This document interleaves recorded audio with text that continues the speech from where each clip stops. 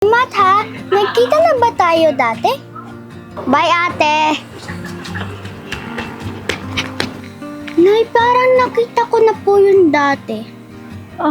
Siguro, baka nakita mo na siya dati or baka sa panaginip mo. Hindi po, nakita ko na po talaga siya. Sa isang lugar po na hindi ko ma-explain.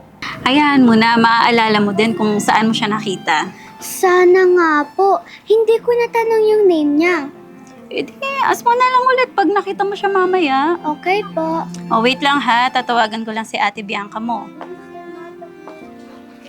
Parang nakita ko na talaga yun eh. Familiar siya.